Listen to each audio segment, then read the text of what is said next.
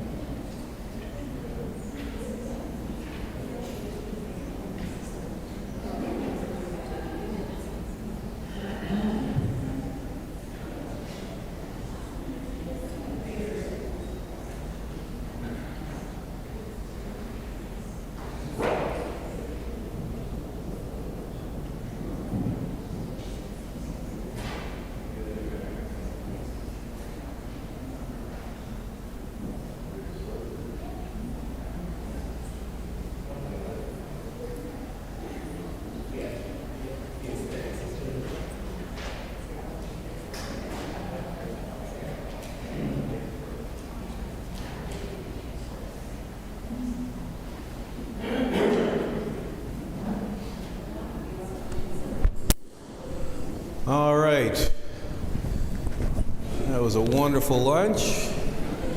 Now, you have to stay awake in the post-lunch coma.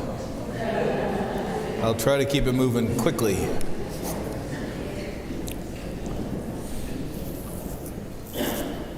So that was the harder part of the day. Today, now you get all the good news. The rest of the day is all the good stuff that the church has given us to help navigate. Before we do that, before we get into some suggestions on how to navigate all of this chaos, I want to define faith, because the name of our retreat was Keeping Faith in a Chaotic World. I'm going to put it up here, but I'll probably erase it because I'll need the room. Faith is something that we all think we know, but sometimes we've got some not so accurate definitions for it. So give me some ideas. If somebody said to you, what does it mean to have faith or to keep your faith? What does that mean to you? What's that? To be obedient. To keep faith is to be obedient. And that's a very important part of it, because when we talk about being faithful, you stay obedient, you stay connected. Good. Another one?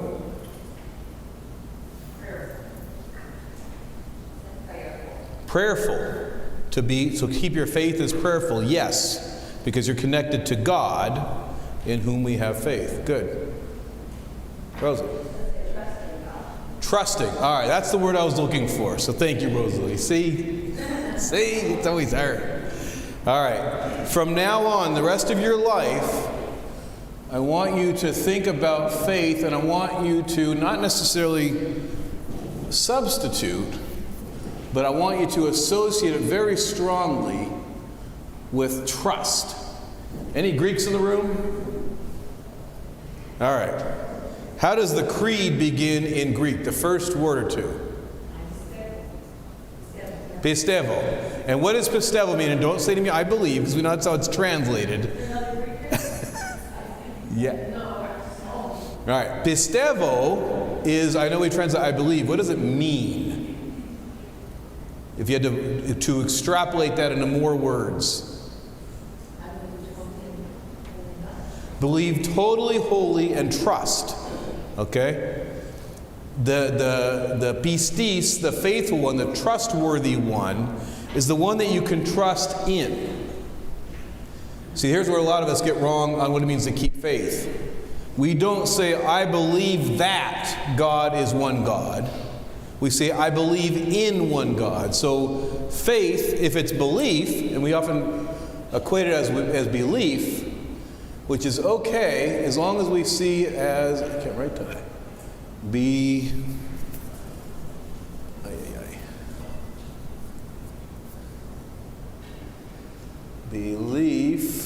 in. Faith is belief in, not belief that. Or trust. Now, if I say to you, I believe in you, or somebody says to you, I believe in you, are they saying that they believe you exist?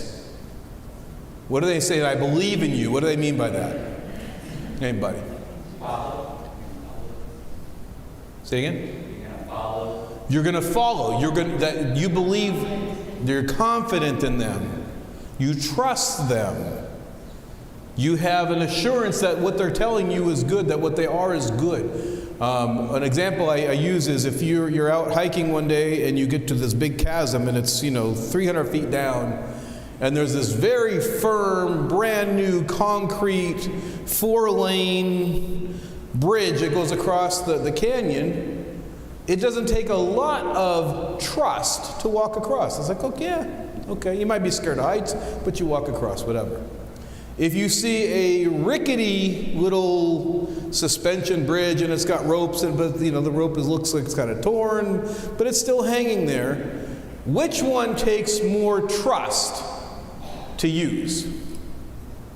The big, strong one or the other one? The little one. All right? Because you go up to it and you go, oh, this doesn't look good, but I'm going to trust it's going to work, but I'm feeling a lot of fear, and I'm going to try and cross that. Trust or faith in a lot of our minds is what we do when we're sure. It's actually the opposite. What we do when we're not sure, but we decide to place our faith, and again, think of it as trust, in one that we don't always feel necessarily assured in. Okay? If we had more time, I'd bring you up, we'd do some trust falls, and I would say, okay, are you ready? And they say, yeah, I got you. Now, I'm listening, and ultimately, if I'm going to go back and do a trust fall into their arms, I do trust them. But to make that move and fall back takes a lot of me pushing past a lot of my fear and my resistance to do it. That's faith. Faith is not, okay, we got you and there's 10 mattresses and just fall back, you're fine. You don't need faith to do that. You need faith to do things that are hard to do. And so we talk about keeping faith in a chaotic, confusing world. Do not get the idea that it means that once we do all these things, it's going to be easy. Because it's not. Faith is not easy. Following God is not easy. He didn't say, he used to tell the kids at camp, he didn't say, pick up your pillow and follow me. He said, take up your cross. Cross is by definition hard, if not the hardest thing to do. So when we talk about keeping faith, before we get into how we're going to do that and how we're going to be a little better at keeping faith, I wanted to just make sure we understand what faith was. Okay. All right, for the next hour-ish, I'm going to try to make it a little bit under, but we'll see. I'm going to give you what I call the be attitudes. Things that we should try to be, not do, but to be, if we're going to keep faith amidst all the chaos, and the confusion of the world. Okay?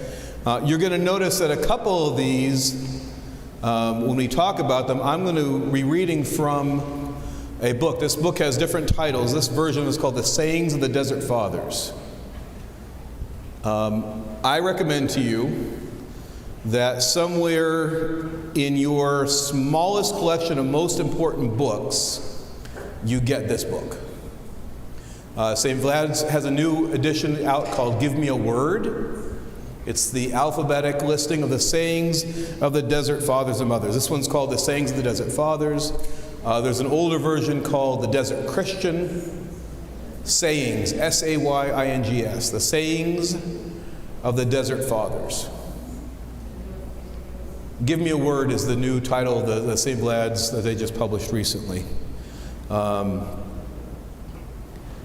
And I didn't think about this really till yesterday. I was looking over my notes last night, and it kind of dawned on me why the Desert Fathers came up more and often. And when I was thinking through what these are, the Desert Fathers and the Desert Mothers, think about when they were writing historically. So we've gone from the New Testament church, persecuted by the Jews, and as soon as the Jews get pretty much destroyed by the Romans, very soon after, the Romans are going to start persecuting the Christians. And that's going to go on, not consistently and not completely, but that persecution is going on from the mid-60s up until the time of the early 300s. St. Constantine's going to legalize Christianity. Then he's going to make it the state religion of the Byzantine Empire. But anyway, that time of persecution is when a time where the church was growing by leaps and bounds. Think about this. During the time of persecution, when being a Christian meant I not only believe in it enough that I'll show up on a Sunday morning and I try not to be late, I could be killed for living publicly as a Christian, and still the church was growing by leaps and bounds. They literally couldn't kill the Christians fast enough. They killed one and 10 more would pop up. All right, this is St. George. Do you know why the St. Georges are so we have so many St. George churches? He's so beloved because, and someday I'll get to research this. I think, this is my personal theory, I think there were two saints that their martyrdoms were so impressive. And one, my personal theory, is St. George. Second was St. Catherine. I think it was like the 1-2 punch. That they've been killing Christians left and right, left and right, left and right. They get to St. George, they get to St. Catherine, and by then people are so impressed with the reality of faith of these people who are dying for Christ, that we go from being a persecuted church to the official church of the empire in like a decade. And then what happens? Then Christianity becomes popular. And the churches, as much as they were packed, they're still packed, well, not packed with people who are willing to die for their faith. They're packed with those people, but everyone else too. Oh, this is kind of cool. I wonder what the Christians are doing. Let's go along with the Christians. Everybody else is doing it. They're all doing it. Everybody's doing it. And everyone rushes into the church. And then that first group that was there because they were willing to be martyred goes, this is not the intense life we were looking for. Let's go find it. Where do they go? They went to the desert. Now, I'm not saying to you that I think the solution is for all of us to run out and move to the desert. I understand that's probably not going to happen for most of us. What I do want us to think about is the things that they said about the spiritual life. They said, knowing what happens when the world goes into a way of being so chaotic and confusing, that they find the way to sort it out is to run out and live in the desert. In some places, there were so many of them, they turned the deserts into cities because so many of them went out to live that intense life of faith in God. So, the Desert Fathers, it's a good book for all of us to have. And you can read them all, they're very short. I'm going to read you several today, and you'll see they're like a sentence or two or three. So it's not like you got to sit there and read for hours and hours. And they're very succinct. All right, here we go. The Beatitudes. I think I have 9 if I counted right. The first, and am I writing big enough for you to see in the back? Okay. We got to be realistic. I'm going to say it to you, so don't have to worry if you can't read it, but I'll write them up here. We got to be realistic. And by realistic, sometimes we say realistic, we mean not to take it seriously. Yeah, be realistic. Being realistic means that we really can do this. We really can follow Christ in the way that he talks about, in ways that are accomplishable, they're doable. But they're also, we have to be realistic about how fast this is going to happen, how quick we're going to be able to change. I'm going to read from one of the Desert Mothers. This is Amasera.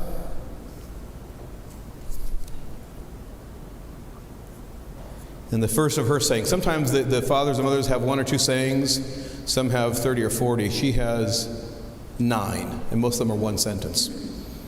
Here's the first one. It was related of Amasera that for 13 years she waged warfare against the demon of fornication. In other words, she was tempted with carnal, sexual kind of temptations. For 13 years she waged warfare. Listen to this. She never prayed that the warfare should cease, but she said, "O God, give me strength." So we talk about being realistic. It's not in our sense of being realistic where if we put our minds to something, we're going to accomplish it, things are going to be fine, we're going to be done. Being realistic means that this is going to be a struggle. If we're going to go from living in a world that in many ways by design, in many ways by just the reaction of chaos, creating more chaos, if we're going to do that and keep our faith, we have to know what that means. And it means that, one, the struggle is not going to be over. The struggle is never going to be over in this life. St. Anthony, who's the first in the alphabetical listing of the Desert Fathers, has one of his sayings, which is expect temptation to your last breath. And some of our temptations are to not be aware of what's going on in the world and then saying, okay, but how am I going to live? So being realistic that this is going to be a struggle, and let's be honest, for a lot of us, when something is a struggle, we are a little bit too reactive to that and we want to escape to things that aren't a struggle. And that's where I think Orthodox Christianity is going to be the shining light of Christianity in a time when Christianity is going to fade in popular culture in America. But our emphasis on understand that it's going to be a struggle. And back to what we talked about earlier. That it's going to be a struggle, and we need to be realistic about that from the beginning. I'll read you a few words from St. Paul.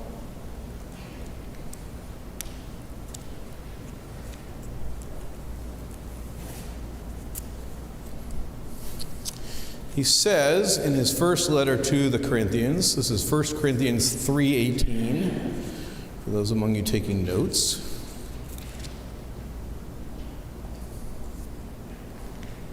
Let no one deceive himself. If anyone among you seems to be wise in this age, let him become a fool, that he may become wise. For the wisdom of this world is foolishness with God. For it is written, He catches the wise in their own craftiness. And again, the Lord knows the thoughts of the wise, that they are futile. He's quoting the Old Testament. Therefore, let no one boast in men. What I want you to get out of that, among other things, is don't deceive ourselves. This is not going to be a really good self-help effort. If we're going to keep faith, it's keeping faith in God. It's not believing that God exists. It's trusting in Him more, not less.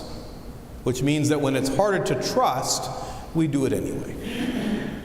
Now, how does that trust show up? Am I going to follow the commandments? Well, when I'm tempted, it's harder to follow the right way because the wrong way now looks better. So am I going to trust myself and go, well, that looks good?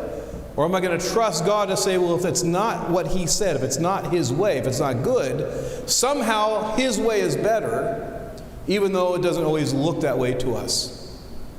So being realistic, the fact that it's God's way, it's not ours. And knowing that's going to be a struggle throughout. All right, the second one is related to that. Yeah.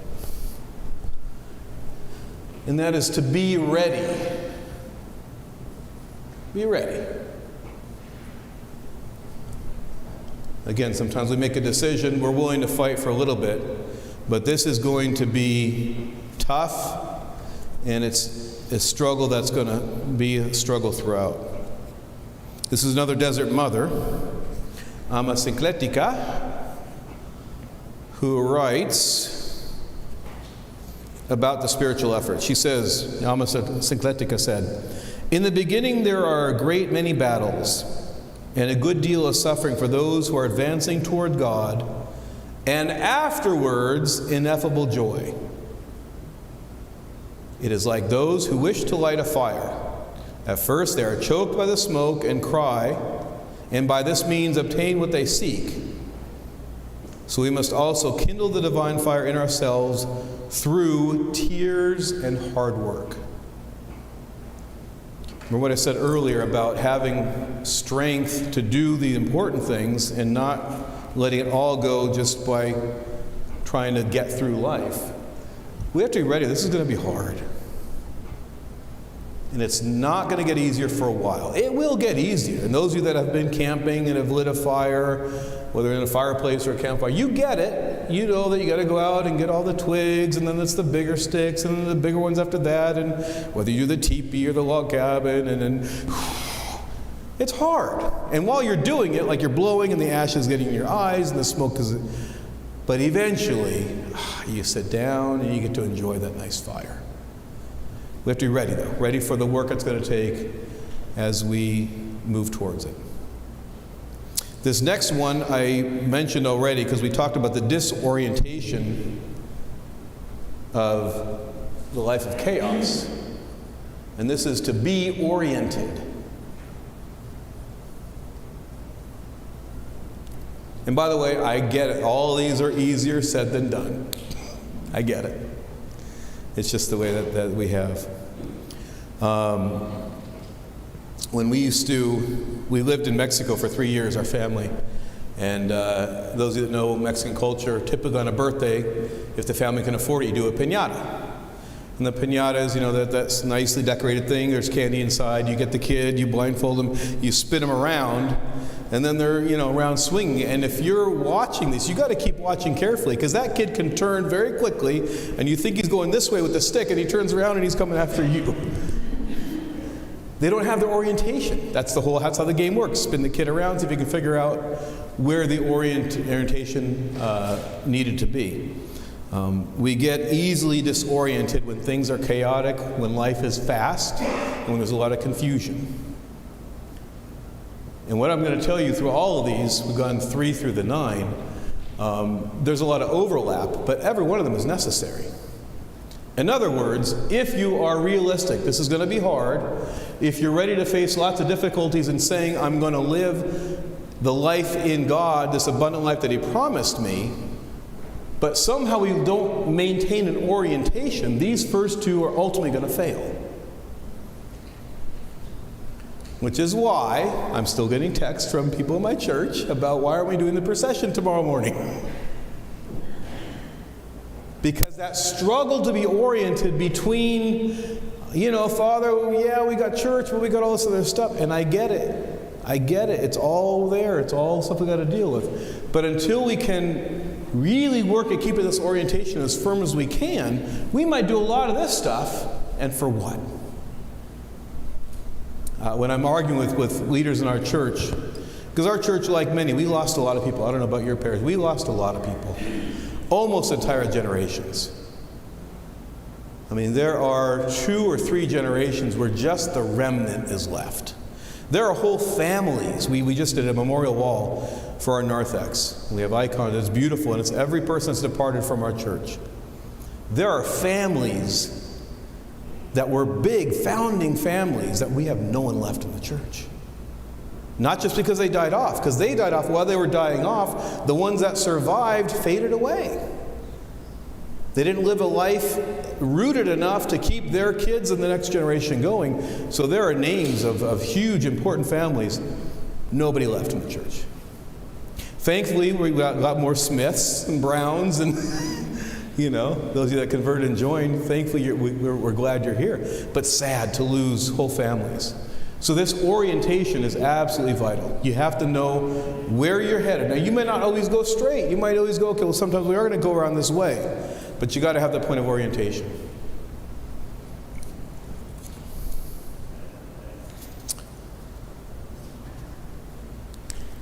All right, this next one is related, and that is to be focused. Now, some of these sound similar, and they are, but they're also distinct. Once I'm oriented, I know the direction I'm going. Even if I can't always go there perfectly, but I know how I get there. If I don't stay focused, and when I say focused, I mean like laser focused, I'm going to lose it. I'm going to lose that orientation. I'm going to lose the direction.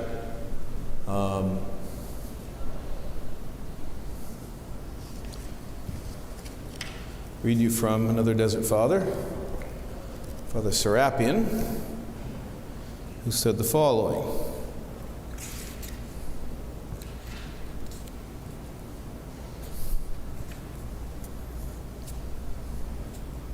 And again, think about these. These are people that lived in the world, left it to live in the desert, but this is the life they came out of. He says, when the soldiers of the emperor are standing at attention, they cannot look to the right or left. It is the same for the man who stands before God and looks towards Him in fear at all times, and he cannot then fear anything from the enemy. If you've ever been to the Tomb of the Unknown Soldier, or maybe Buckingham Palace, someplace where there's a guard, and those guards are there and laser focused. Now, they're aware of everything going on. Believe you me, they're watching, but they know their orientation, and they're focused on keeping it. And that's not just about where they're looking, it's about what they're there to do. Laser focused. And we do this in lots of areas in our lives. All right, he used a very worldly example of a soldier in the service of the emperor. That soldier may not be staring at the emperor, but he knows what his goal is: guard that emperor. He knows it very well, and so he's laser focused on that goal. He's going to watch what's going on. He's not going to jump at every distraction, But he's going to analyze and see what might be just an innocent distraction, what might be a danger. Because he's laser focused on his goal, he's going to see it. Part of the danger of a chaotic and confusing world is we lose our orientation, we lose our focus. And this is where, and we can all confess to each other again, we've all tried to be good at balancing. Now, balancing is on one hand important and vital, and on the other hand it can be deadly. When we're talking about balancing a life in God, a life in the church, when we balance and we don't have the orientation, we're not focused on it, what do we end up doing? Sharing, diffusing that orientation, that focus to lots of different things. And so we raise kids with a little interest in God, and a little interest in sports, a little interest in their friends, because we haven't helped them be oriented and focused. Now, I'm not saying that we never balance, but you don't have to lose your orientation and your focus. If you're going to balance, you've thought through how you do it without losing these. And that's tough. It's very, very tough to do. But what we typically do when we're balancing is we say, well, let's not look at those. Let's just sort of give a little bit here, a little bit there. That's what we think of as balance without these. And that's when we make some big mistakes.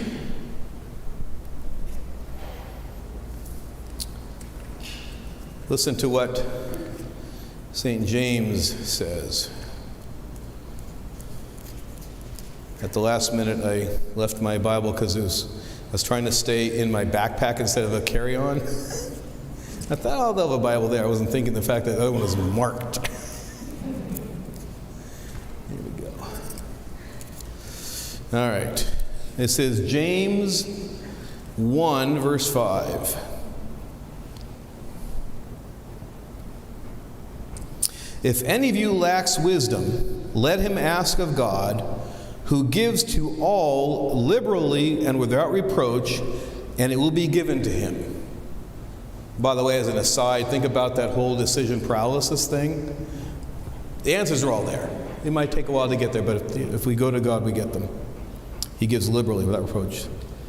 But let him ask in faith, with no doubting, for he who doubts is like a wave of the sea driven and tossed by the wind. For let not that man suppose that he will receive anything from the Lord. And here's where it gets scary.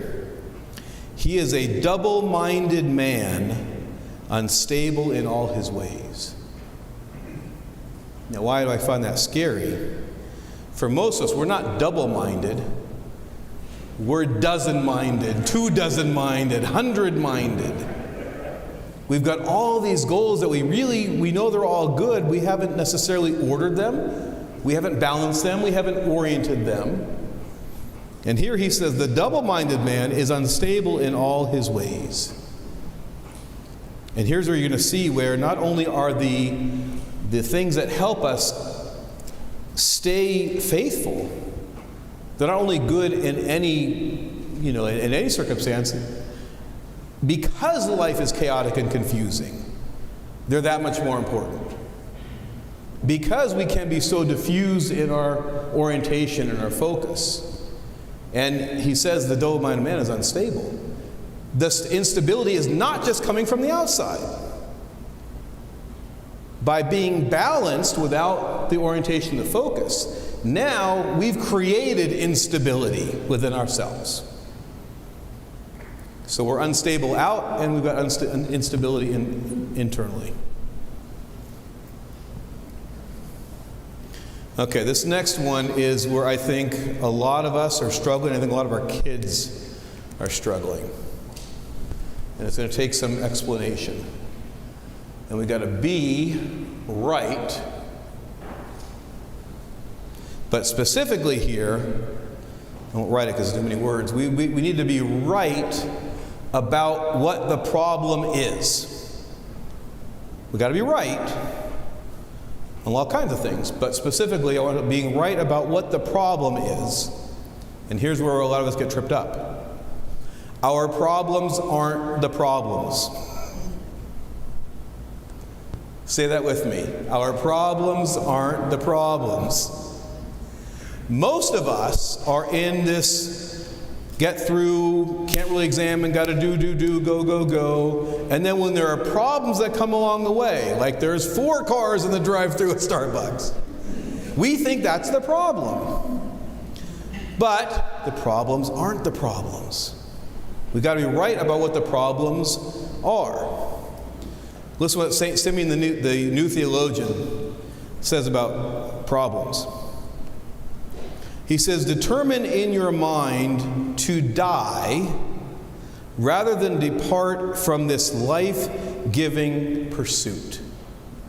Now, he said before, and he'll say after, about the fact that following God is not just a good thing to do because it's right, we're supposed to do it. That following God is following life. Jesus says, I am the way, the truth, and the life. So following God is a life-giving purpose. Determine in your mind to die rather than depart from this life-giving purpose. Okay, that's the first part. So you got to be ready to, like, okay, if I got a choice, I'm either going to die or I'm going to depart from the life-giving purpose, choose death. But here's where he goes with it. You must love bodily affliction and embrace suffering. And as for trials, love them. Ooh. You must love bodily affliction and embrace suffering. And as for trials, love them. Now I'll get to the rest of the sentence in a minute, but I want to let's stop there. As for trials, love them. You see where being right is so important. When we think that the problem is the problem, we're not loving trials, we're avoiding them. So we've got to be right about what the problem is, and the problems aren't the problems. He says love trials because, I'll finish the sentence now.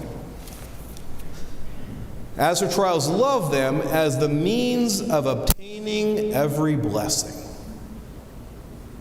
As for trials, love them as the means of obtaining every blessing.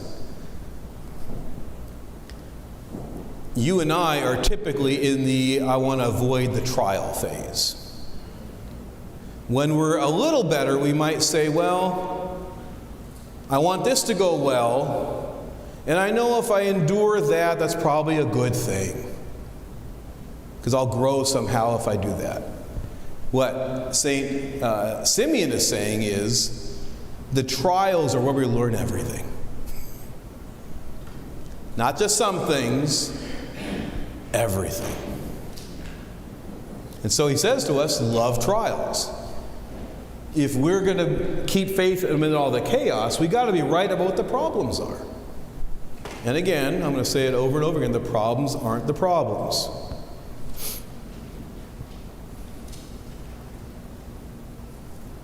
I'll read you one more quote. This is a little bit later in the same writing. Since then, brethren, we cannot withstand the Lord or flee from his face. Come, let us give ourselves as slaves to him, our Lord and God, who for our sakes took on himself the form of a slave and died for us. I'll paraphrase that in modern lingo. Since he ain't given up on us, we might as well stop trying. Stop trying to get away. I've been in a multi-year theological journey. And I've been trying to answer the question that actually I've been asking since as long as I can remember. I remember being 12 years old the first time I asked myself the question, why did Jesus have to die? Now, if you're a Protestant, it's easy because most Protestants have a very simplistic theology of Jesus had to die because sin is a punishment for death, and we all sinned a lot, and therefore you need someone to die a lot of big deaths to pay for all of ours. Well, Jesus is big, so his big death is really big. He can pay for all of us. It's like the biggest Black Friday sale ever. Right? He paid it all. Only that's not our theology. We don't believe that he died on the cross to appease his Father, to pay off the Father's debt that we impose because we said. It's not our theology. For us as Orthodox, that Christ on the cross has to happen so that the risen Christ can happen. We need him to conquer death. Okay? For our Orthodox theology, there's no payment. God isn't there going, okay, he died enough for all of you. Somebody needs to die, not to appease the Father, but because death, by our own sins, I won't get too far in the theology, sin had us locked into death. We were stuck there. You see all those broken locks? Those at one point weren't broken. The icon of the resurrection, you see all the broken locks. Those were sealed locks. And the doors he's standing on were not broken on top of each other. They were keeping people in death. We were in death. We were stuck. Nobody could get that door opened. We died not as a punishment from God. We died because we walked away from God, the source of life, in our sin. We became mortal and we died. And we were stuck behind those doors with all those locks and chains locking the door. So somebody needed to come along that could get into and behind those doors. Somebody who could die, like the rest of everybody else had died, only that they wouldn't be stuck. So somebody had to die that could get in, so he's got to be mortal, so he can get in and into that place of death. You can't go into mortality if you're immortal. You got to be mortal to get in there. So in his humanity, he becomes mortal. He takes on our flesh. He dies, but being God's Son, death can't hold him. Those of you taking notes, write down anaphora. Anaphora of St. Basil. And when you're blessed to hear it in church, it's hard to hear. We only do the liturgy of St. Basil 6 times a year. And the priest is reading it really fast because you're all very impatient and you're not hearing it. So look it up and you can find it on the internet, you can read it. You can find it in the service book. It talks about how, this is St. Basil's theology, which is the Orthodox theology, because he was mortal, he could die, but as God, death couldn't hold him. And so he breaks out, and all those locks get broken, and the doors are now broken on top of themselves, not coincident in the form of a cross, and he emerges from death. Now, all he needed to do was die. He didn't have to die that way. Now, we know that was a fulfillment of Old Testament prophecy. Curse everyone who hangs on a tree. There's a lot of prophecies that foretold that. But here's, you can join me in my spiritual journey. I'm not done yet, but I'm getting really close. Why? Why does he have to die that way?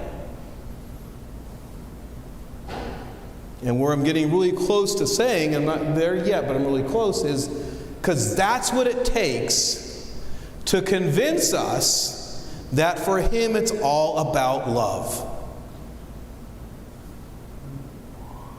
Because we come in and we look at that and we go, boy, I'm so terrible. Look what he did for me. And I feel ashamed. Therefore, we think, probably subconsciously, if not consciously, he's ashamed of me. But that's not what he's saying there. He's saying, I love you. And he's saying it in the most powerful way anyone ever spoke without speaking a word. Silence from the cross, Father Hopkins used to tell us, was Christ's most powerful word. And yet, you listen to St. Simeon, who tells us, since then, brethren, we cannot withstand the Lord or flee from his face. In other words, he's chasing us not because he's mad at us, not because we ticked him off, because he loves us and he's never going to stop. He's never going to give up. In fact, some of the fathers talked about, you want to know what hell really is? You know, we think of hell, we think of fire and burning and torture and all of that. Now, he didn't say this, but to use my words, it's worse than that. It's God loving us that powerfully, and we don't want it. That's the fire of hell. So, since then, brethren, we cannot withstand the Lord or flee from his face, come, let us give ourselves over to him as Lord and God, who for our sakes took upon himself the form of a slave and died for us. So the problems aren't the problems. Our attitudes are the problems. Our laziness is the problem. Our misunderstanding about God is the problem.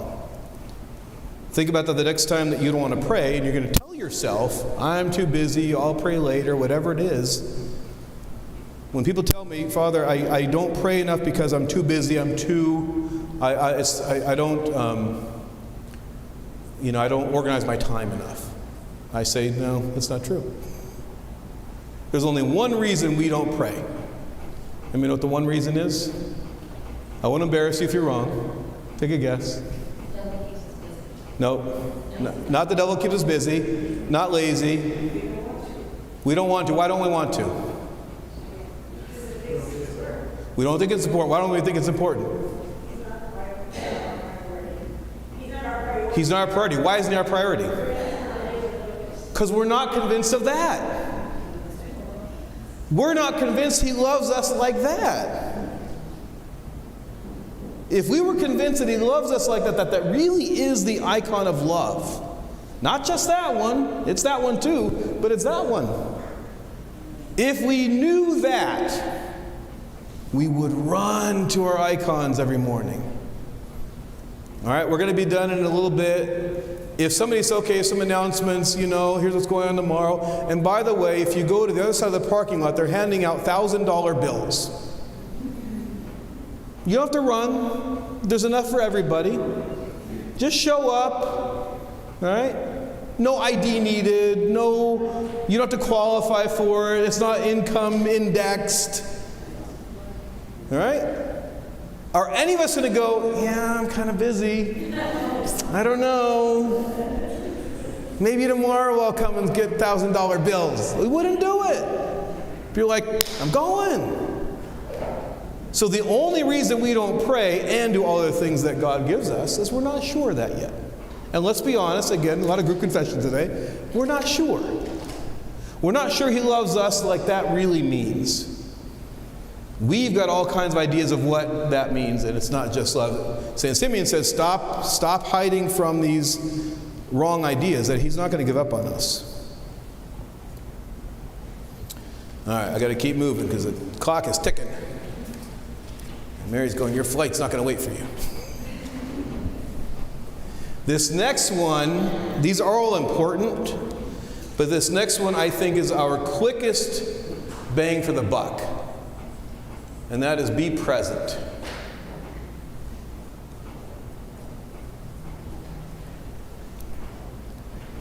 You've all, well, I don't know if all of you have, but some of you have heard the saying, be in the moment because the present is a gift. Okay? It works well in English. Sometimes English is hard language, but present is present, like present, Christmas presents. But the present moment, to be present, to be now, to be where we are now, and just be there. Remember, these are the be attitudes. To be present is one of the quickest ways we cut through confusion and cut through chaos. Why did venerating the icons change us this morning? Because inasmuch as we were present to that moment, everything from the past faded back. Everything about what we were worrying about before we walked in, if we gave ourselves to it, faded away, and you're left with one moment where you just see Jesus or the Theotokos or St. George, and you get to give him a kiss. So being in the present moment and learning not to live where most of us tend to live, in the past, and let's be honest, a lot of regret, should have done that, forgot to do that, I'm so stupid I didn't do that. Or in the future, what's going to happen if that happens? What's he going to do? What's she going to do? What am I going to do? The present says, you know what? All that was there, and all that's going to be there. We'll see. Who knows? We don't even know what's going to be there because it's the future. And let's be honest and say none of us can tell the future. And just be present. It's one of the quickest ways to fight the chaos and the confusion, which is not just about the confusion of the moment. The way this world is working, the way it's probably always worked, is that confusion is always accompanied by all the previous confusion and chaos and all the potential coming confusion and chaos. So being present says, I'm just going to be here now. Now, in church, vitally important, which is why it's so hard to focus, because we're coming in from that. So, by the way, and I was not paid to say this, come early. Come early. Not just because you get the seat you wanted. Come early to give yourself a time to let all that past settle, to let those future things fade and just be now. I tried something that has done me a lot of good in my spiritual practice. I have a nice little place we set up to say prayers in our house.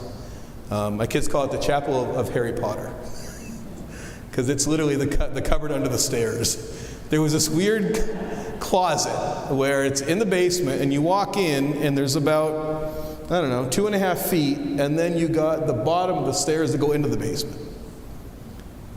So I was like, okay, yeah, we can store stuff in there. We put like old paint cans or whatever. And then there was this weird section that went this way, but it was like, what do we do with this space?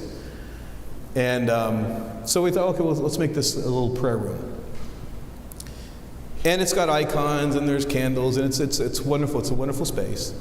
But what I learned to bring in a couple of years ago, and it's helped me tremendously, is a piece of paper, or a little pad of paper, and a pencil. Because for me, the challenge of being present is not so much the past. Some people are burdened with the past. Maybe you're one of those where the past is really constantly weighing you down, or to some degree weighs you down. For me, it's not a trepidation about the future. It's, what do I got to remember to do? And I use this thing all the time for that. I try to use it for really good things, including to-do lists and reminders and calendars and all that. But if I don't write it down, my way of doing it was, okay, you just got to remember that. So I go into the closet, I'm lighting my candles, and I'm like, I got to call, so-and-so today. I got to go visit so-and-so today. So-and-so went to the hospital last night. And in my mind, I'm making a to-do list. And guess what I'm doing while I'm trying to pray? I'm trying to remember that to-do list, which is not about the present moment. I wasn't being present, even though I was there to pray, but I got half of my mind going, don't forget this, that, and the other thing. So I wrote down a few notes, right there, don't forget that, don't forget that, don't forget. Now I have to remember to take the paper with me. Sometimes. I wouldn't put it by the door. But anyway, learning to be present. One of the more interesting, to me anyway, sayings of Jesus is when he says, don't be anxious about tomorrow. Tomorrow will be anxious for itself. It's interesting because you think about it, it seems to be like, it's almost like what you expect somebody writing like a self-help book to write. Like, there doesn't seem to be connected to faith or heaven or salvation. So what is it about this, don't be anxious about tomorrow? And I think part of it is, he's trying to tell us there is a moment. And most of us miss that moment. I'll draw you a little picture here. Now, we live in the world of radial steel and rubber tires. But in the old days, wheels were stone, right? So here I am living back 2,000, 3,000 years ago, and I have my cart, and I got my stone wheel or wood wheel, whatever, and it's hard, and it's on the road. Okay? Got my axle here, and it goes through the wheel the whole bit. What is the only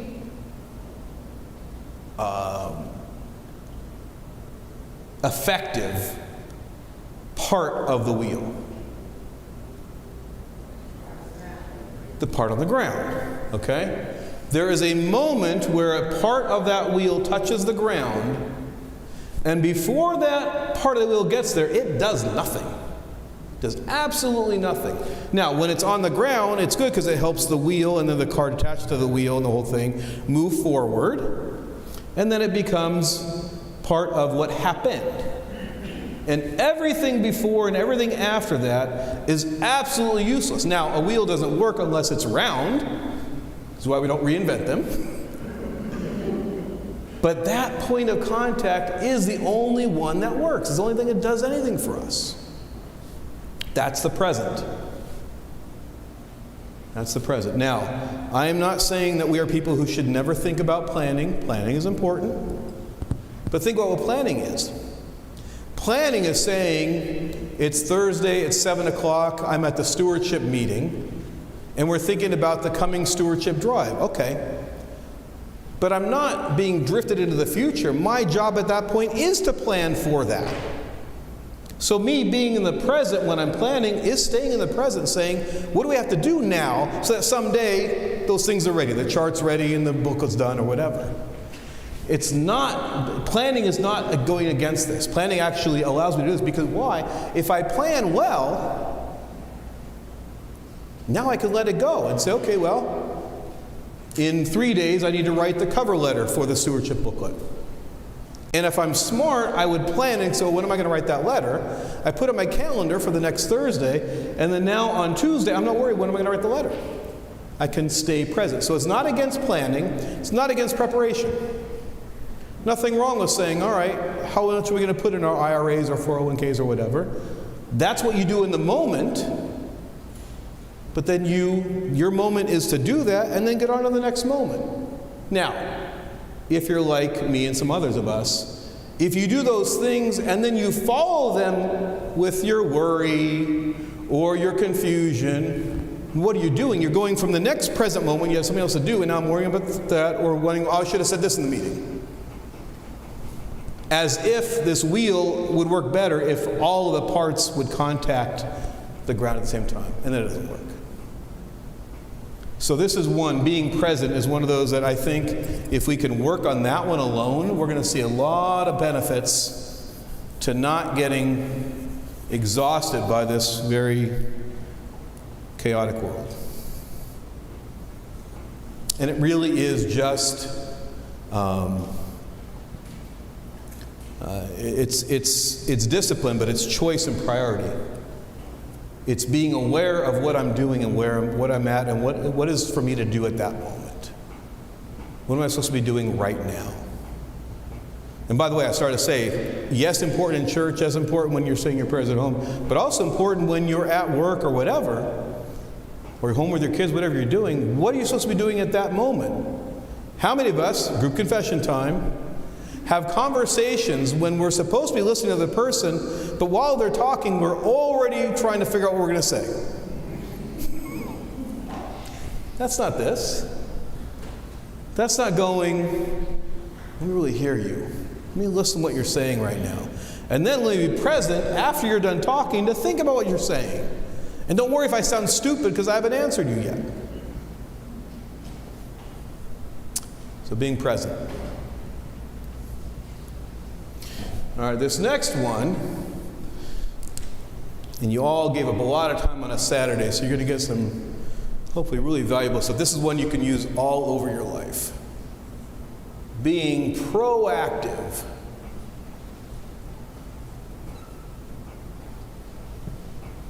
Being proactive. We are so reactive, it's sick. And again, think about what's going on, how we live, the world, chaos, all the rest. Because there's so much bombardment, what we tend to do is react. Which is all reaction, not proaction. It's action after the fact, which you have to do a certain amount of, but you do enough of that reaction and you never get proactive. And for those of you that haven't seen this, how are we doing on time? What time is it? 37? Okay. I'm going to cut me off after 2 minutes. This is important, but I don't want to spend too much time on it. Those of you that are taking notes, draw a box. And on one axis, we have importance. And the other one, you got urgency. I got this, I think this is out of like a management book or something. Most of you have probably seen this before. Importance and urgency. And so this one is low importance. This is high importance. Right? This one is low urgency. It's low importance, but it's high urgency. Okay, and you can fill in the rest, right? Only this one is high importance, high urgency.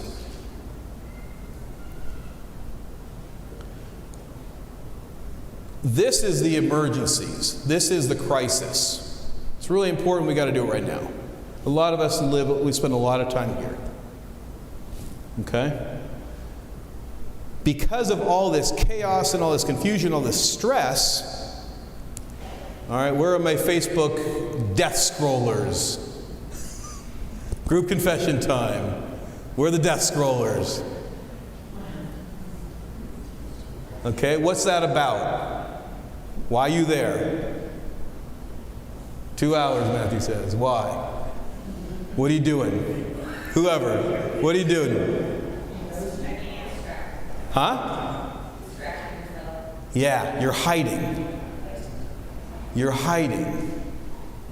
You're self-medicating. For some of us, it's scrolling. For some of it's alcohol, drugs, porn, whatever. It's hiding from this other stuff that stresses us out. So we got to go somewhere where it's just easy. This is easy. Where a lot of us need to be careful to put some more time is this one here. This is high importance, low urgency. This is where we struggle, by the way, to say our daily prayers. Everybody knows it's important. I have to tell you that. Is it urgent? I can pray later. I can pray in the car. I can pray tonight. I can pray tomorrow. It doesn't appear urgent, partly because I'm not living in the present, realizing I need God now. This really actually is urgent. So being proactive says, and you could do this, I would challenge you to do this, make this chart up and ask yourself where the activities of your life fit into this. You're going to find that this low importance, low energy takes a lot of time. A lot of us are hiding here because we're so stressed with other stuff that we self-medicate with spending a lot of time on stupid stuff. Now, I'm not one against recreation. Brother James could tell you, I'm a hard worker when I'm working, and I can relax and play with the best of them. It's one of the things that we share. I have no problem relaxing. I'm going to take 4 months off this summer. Can you imagine that? A priest taking 4 months off. I'm going to take a clergy renewal break. Why? Because I want to keep myself clear. I get to better clarity and say, where am I spending my time? I got to take a break to go, where am I spending my time and my energy and my focus? And I'm going to find, like all of us do, that I'm spending way too much of that stuff here. Some stuff here, but probably need to look at more of the importance than the urgency. But the stuff that, by the way, this low importance, high urgency, that's a lot of sin. There's a lot of sin in that low importance, high urgency, because it's not important, but I'm hiding from other stuff, so we rush to our sins. But this high importance, low energy, low urgency, that's where a lot of us really need to decide to be proactive, that's where we're heading, to push ourselves away, because the low urgency will not make us naturally go there. Naturally, we want to go to other places for good reasons and bad reasons. This is pure choice. This is pure saying, I got to be more proactive. I got to put more of my energy into the stuff that doesn't feel urgent, but it really is important. All right, that's your daily living tip for the day. All right, so being proactive. Let's see. Here's an important one. Be wise. When you listen to Father Hopkins' recording, and I hope you'll do that, you're going to listen to him talk about the fact that in the world today, we do value knowledge. as a race, as a society, we do value knowledge to the point where we are accumulating it at such a rapid pace that even the pace of new knowledge is stressing us out. But almost no one is talking about wisdom. Wisdom says, okay, I got a lot of knowledge, but what's important about it? Have I learned what is beautiful, true, what is important? Knowledge is knowledge, okay, you got knowledge, but for what? And because of this, by the way, this is where humanity gets really grotesque. We are now, with such incredible scientific capabilities and very little interest in wisdom, I'm afraid we're going to do some very sick things as a society. Think about what we can do genetically. And out of good intentions, with all of our good knowledge, but with no wisdom, we're going to do some really terrible things, I'm afraid. And we've been doing it. But wisdom, we have to really think about not just what do we know, but what is good, what is true. I'm going to read you a little bit of a modern writer. This is the spiritual grandson of St. Silouan, the spiritual son of St. Sophronius, Father Zacharias. Has he been here to speak? You want a real speaker, get Father Zacharias to come. Anyway,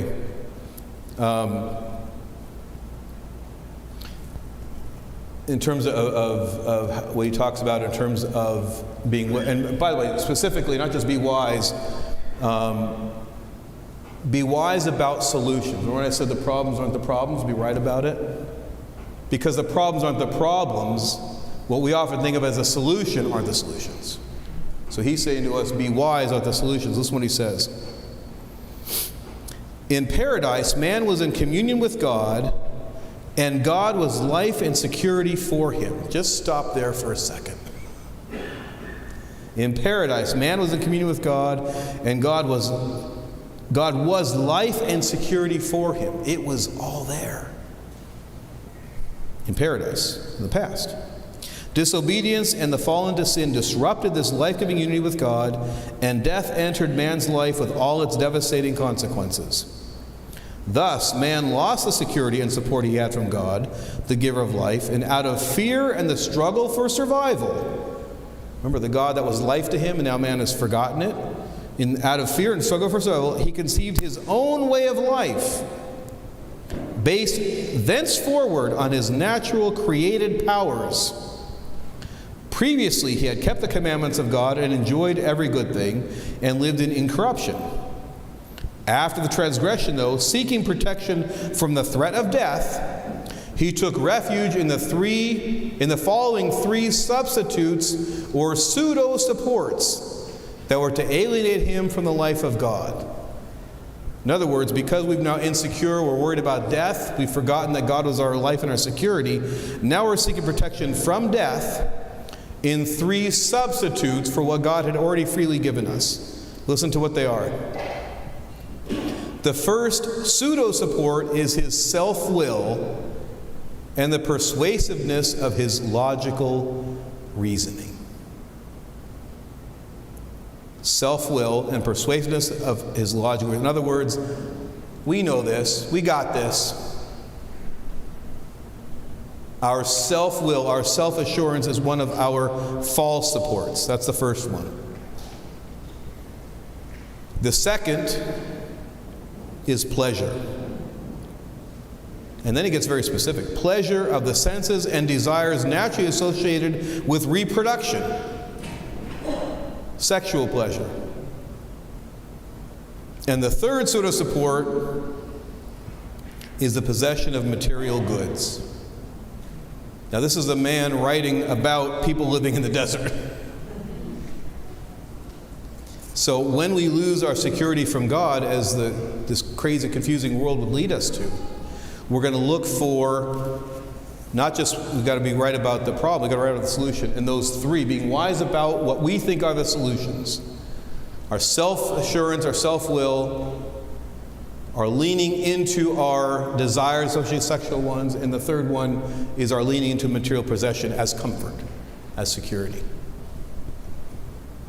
So we got to be wise. Think about this. Think about how much energy and effort we put into maintaining a home. Furnitures and the decor and the appliances and all the rest. Very easy to become unwise. All right, we got one more to go and a couple concluding thoughts, and we'll have maybe a little break and then some Q&A. This last one is as important as all the others,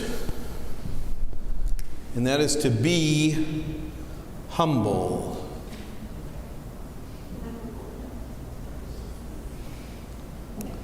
Now, when you think of humility, and don't give me the proper, perfect Sunday school answer, give me the first reaction answer. When you think of humility or being humble, what do we often associate, that may not be correct, but it's a common association with being humble? Down to earth. Poor, lonely, weakness. Okay? So there is something in us that our initial reaction to humility is, that's not going to work. I'm living with all this chaos and confusion and I'm being pressed down. I got to get some strength to fight back, and that seems like the stupidest thing in the world to do, and it's going to feel that way. We're going to feel like being humble doesn't make any sense. Right? A lot of us came here today looking for strength to push back. And now I'm telling you something that, at first glance, of course, sounds really kind of dumb. But it's not. The very first part of the whole book, the book begins with St. Anthony. By the way, Father Hopko used to tell us that everybody should read one of the, I think there's 39 sayings. So I got that right. Let's see. 38. He said we should all read one of the 38 sayings of St. Anthony every day. And it doesn't take long, as you're about to see.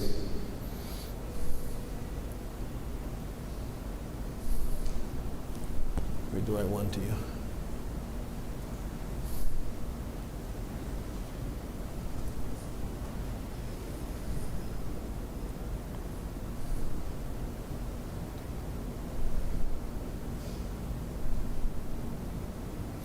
Abba Anthony said, I saw the snares that the enemy spreads out over the world. And I said, groaning, who can get through from such snares?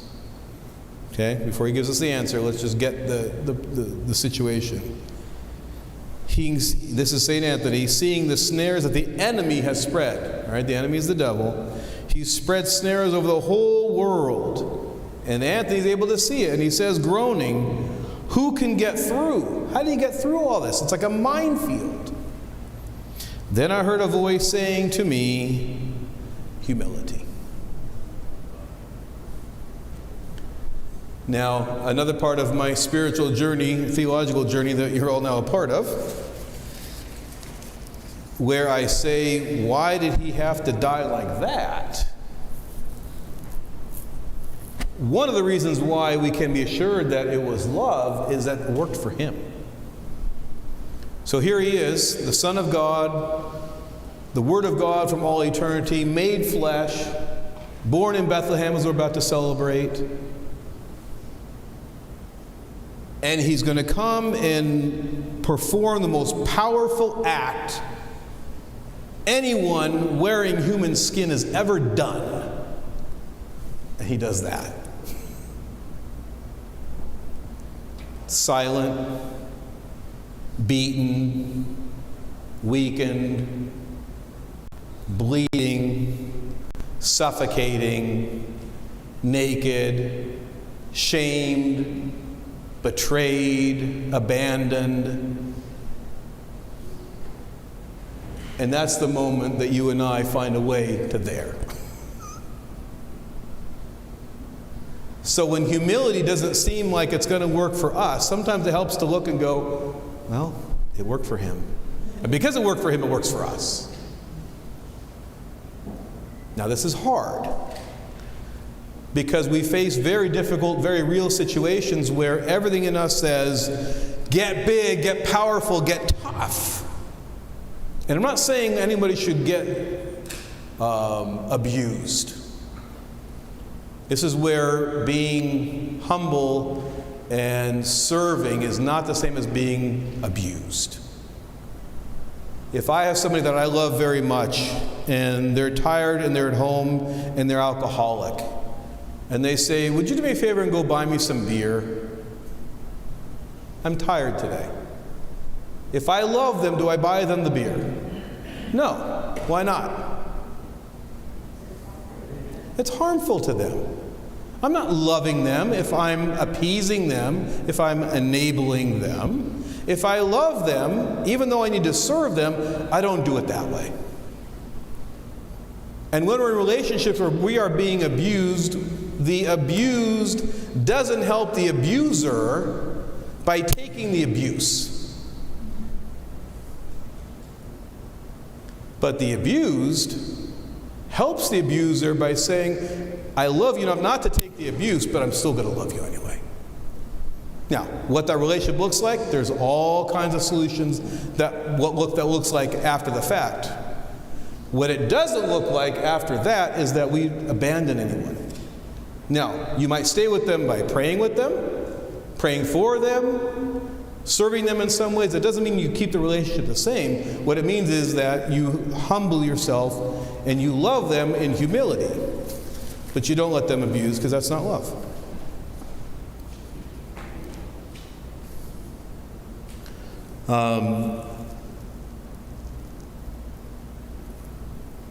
Because of all this chaos and confusion in the world, our first instinct is going to be to push back against it with what we feel is coming towards us, which feels very powerful. Going back to where we started this morning with that phrase, perception is reality. Perception is not actually reality. Reality is reality. And no one's forcing us to do anything. That's the hard truth. That when we give in to all this stuff and live a chaotic life, where we now become more part of the chaos, that's by our choice. But the answer is not going to be, gather our strength and push back hard. It's going to be to be humble. But for a Christian, it doesn't mean that I don't need strength. I need a lot of strength. I need divine strength. But divine strength isn't mine. When we talk about being humble, we say, God, I can't do this, but you can. I can't love someone this much, but you can, and because you can, and I can learn and follow you and be humble, I can learn to love somebody like that. Why do we put the saints all around us in the church, not just the icons of Christ? Because they showed us they could do what he did. So being humble doesn't mean being weak and not doing anything. It means being weak enough to say, God, you'll be my strength. You'll be the one that gets me through this. All right, a few closing thoughts, and then we're going to wrap up, and then we'll take some questions after a little quick break.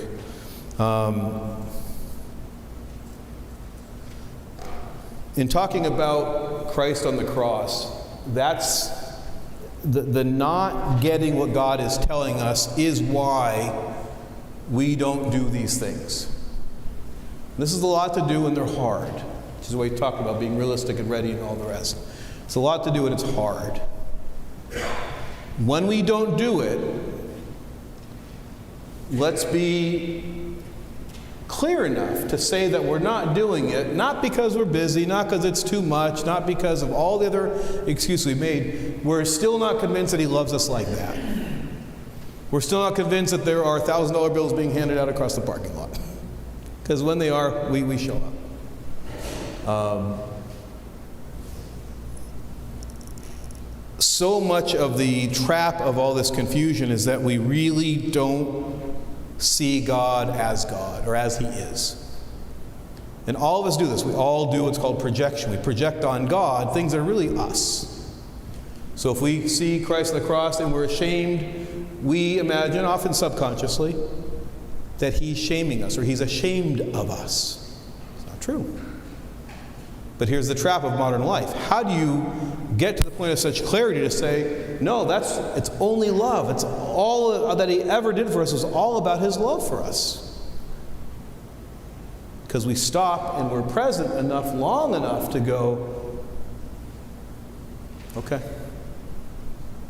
I'm not going to fight anymore. I'm going to see Him for who He is. So getting rid of all of our wrong ideas about God, and we all have them. By the way, this is one of the beauties of orthodoxy, of the many, many beauties we have. None of us grew up with perfect parents. Some of us had better parents, some of us had worse parents. Some of us had great moms, but so-so dads, and vice versa. In the church, we get a perfect father and two perfect mothers.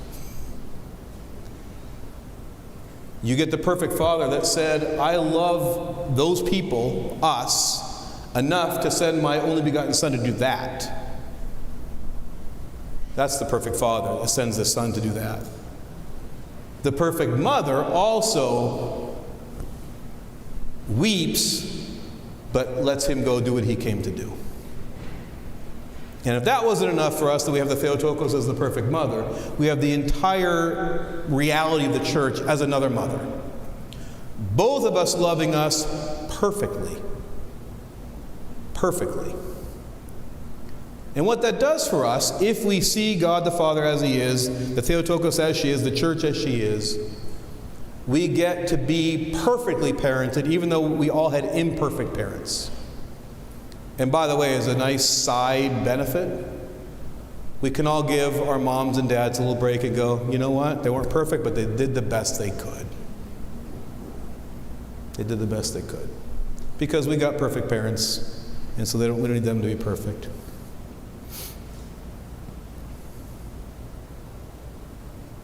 All right, so last thought. All of these things aren't the goal. And I said this to you earlier, can't remember when. These are the things that we can do that help us live in this chaotic, confusing world that gets us enough out of it to then be who we were made to be. This is the way, it's not the goal. This is how we navigate all the stuff, all of what's going on in the world. And like I said to you early on, to do what? To do what the church has always said that a life in the church is: to pray, to fast, to give alms. Let me translate those in terms of what we've been talking about, living in a chaotic world. To pray. To get out of all that chaos and confusion enough that we can see God, even just a glimpse of who He is. Once a day.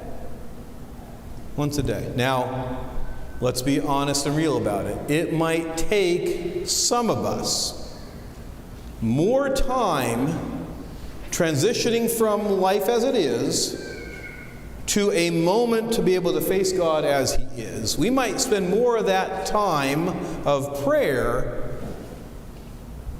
doing some of this and breathing deeply and letting God be God and being in the moment, and then we might pray a shorter time. I would suggest to you it's not a waste of time. Because every moment you're doing that, what are you doing? You may not be saying the words yet, but you're praying. You're putting yourself as yourself, more of who you are, before God, and then you're seeing who He really is. That's prayer. So if you say less words in your prayer and you spend more time to get there, I think that's okay. Your Father James, he gives you permission to. He's yours to work with. So give yourself time. And that means, yes, coming to church early, spending time transitioning, lighting your candles. Take a few moments, maybe a few minutes, to just slow everything down and be with God. And then say your prayers. So what do? We pray, we fast. This is what fasting, it's true about all of these things. Fasting does all of this. Fasting breaks you from your unreality. It makes you more ready, it orients you. Fasting is all of this, but it really it reframes reality in very visceral, physical ways. So to fast to that degree, we can't always fast that strictly, but once in a while to fast enough to really let these things really get empowered and become more powerful and more important to us. And almsgiving is really not so much a decision as a result. If I've pushed away confusion, I've quieted down the world, at least my world, I've approached God, my fasting has allowed me to do all these things and really be with God, I'm not going to say I should go love people more. I just will. And I won't care that they don't look like me, or that I'm uncomfortable, or that they smell, or whatever, because I'll have God's love, and I'll be much more ready to do it. Let me end with a quote. So somebody gave me the link to the saint, or to the Father Tom Hopko, maybe a saint, who knows. The Father Tom Hopko video that helped me in the beginning, and this is where I wanted to end, and I didn't know. And somebody sent me the quote. I said, "There's the ending I was looking for." This is from St. Basil the Great again, someone that wrote the anaphora in the St. Basil liturgy. "You were born that you might see God, not that your life might be dragged down on earth. You were born that you might see God, not that your life might be dragged down on earth." We really have been gifted and created to live that blessed, beautiful life in the kingdom, and not just when we pass through this life. We were blessed to do that here, to have that life and have it abundantly. We live in a tough time. We live at a time that like we said earlier, it's not that anything has changed, but in a sense everything has changed. But to understand that we were not made to live in chaos and confusion. We've got to deal with it. We've got to cope with it. We've got some strategies. Hopefully that'll help. But we were born, we got to see God, not that our life will be dragged down on earth. And I hope that some of this has been helpful to you. And I am so thankful personally to be with you and to spend this time. But I know you're all thankful with me for this church where for more than 2,000 years now, God has been teaching us through the saints and through others that aren't recognized as saints yet, maybe Father John Namey and Father Hopko and others, that we were not made to live in chaos and confusion. We were made for life, to see God. We were made for paradise. And so I hope today you got a few things to help you in that journey. So God bless you. Thank you. What are we going to do? We're going to take a 5-minute break. Okay. There's a little lunch, dessert, please go grab something to eat, and then we'll come back. We'll try between 2:10 and 2:15. We'll have about 20 minutes of Q&A. Good. And then we'll get on Thursday or Good. so. All right. Thanks, everybody.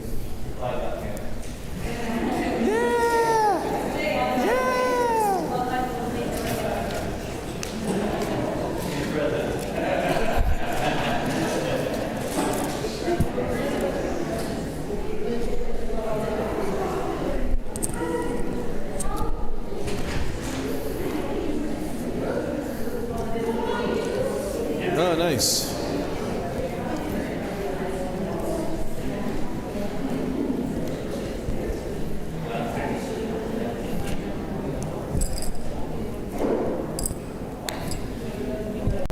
What do you want? Right here?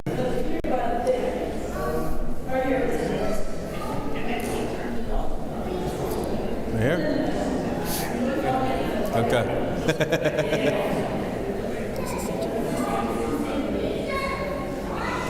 God bless you both. I'm excited for you.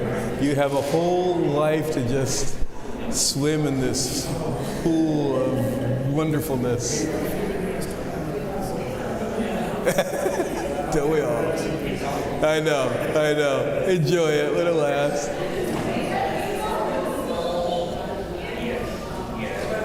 Good. Yeah. Thank God. That is so good. Thank you. I appreciate that. Ah. Wherever the camera is.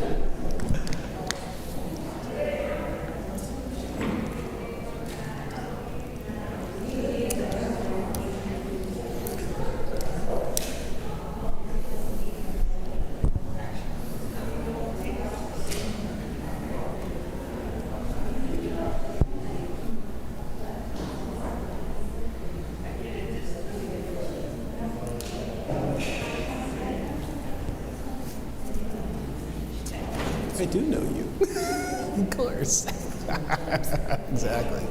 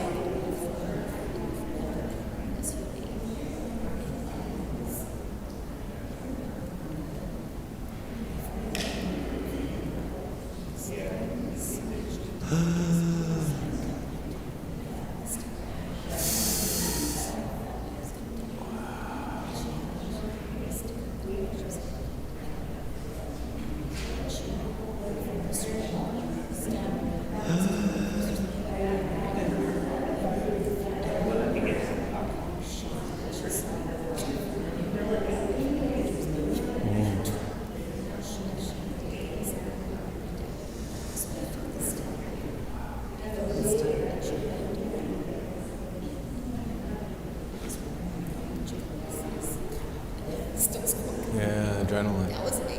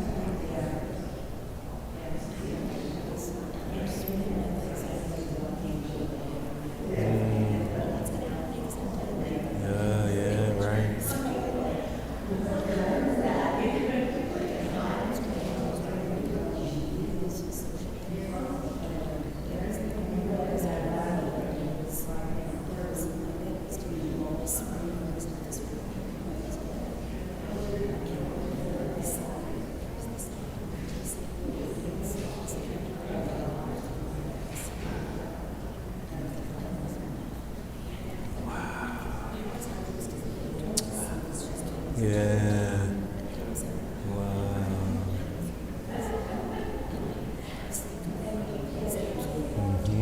Yeah, that's right. Yeah.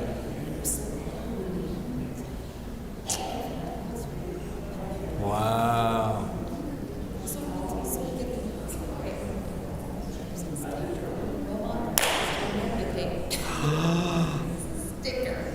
Oh, he's terrible. He's terrible. Awful. Wow.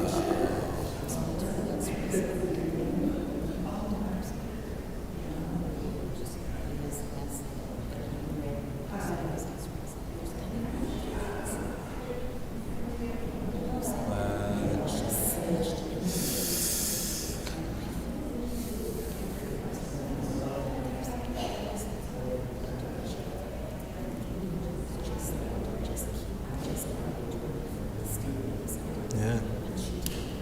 Yeah, amazing. Yeah. So you're the one that he has things that, yeah. Isn't that beautiful? I'm sure he has. And there you go, Echo. That's why now.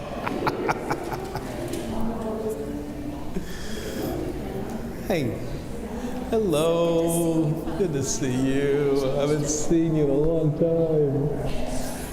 I was looking, I know who that is, but thank you. Thank you.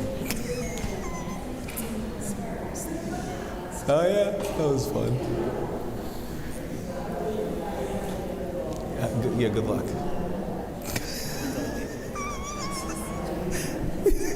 It's one way to put it.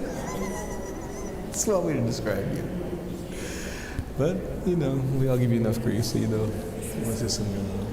Good, thank you. Oh, it's fun. It's been fun to hang out with these guys again and see everybody.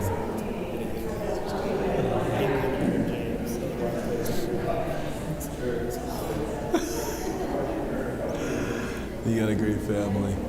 Yeah, everybody's well? Thank God. Isn't that great? Good for you. Tell Henry I said hello. I haven't seen him in a long time either. Can't think of when. Who knows? Yeah, tell him I said hello. Thank you. Yeah, I'll tell her. Yeah. Had some really good times. You're cute. Good. Blessed in the Lord. How are you doing? Nice to meet you. Yes. Ah, okay. Oh, wow. Oh, boy.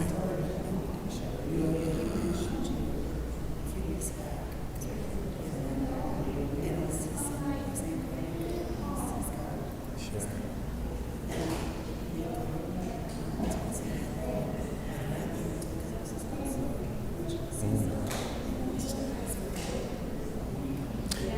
Did you call me recently or was it somebody else? It was like 4 or 5 months ago? Okay. Yeah.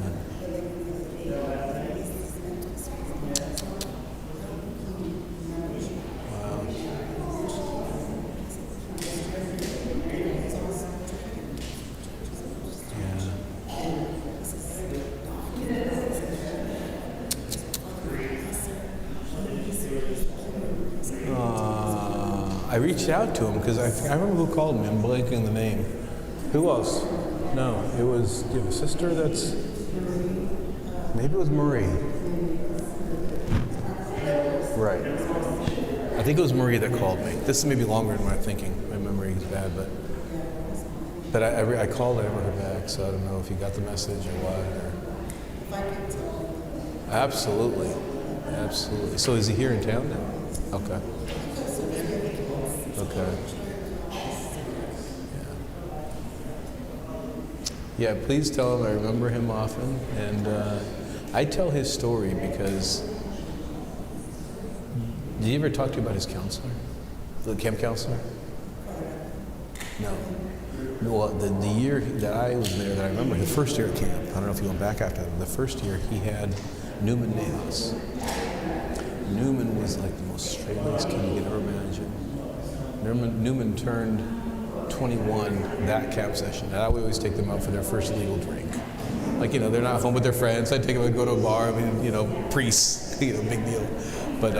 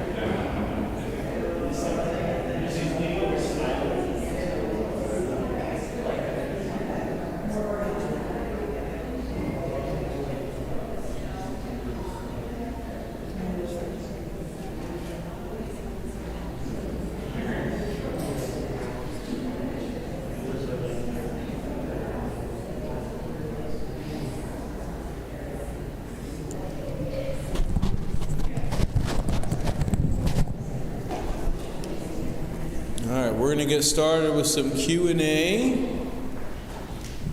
And when I have to leave, Mary's going to make me leave. 20 minutes. Oh, we got more. What time is it now? Okay. 20, 25 minutes. Yes. You can walk away if I look at it. Nobody knows you're right.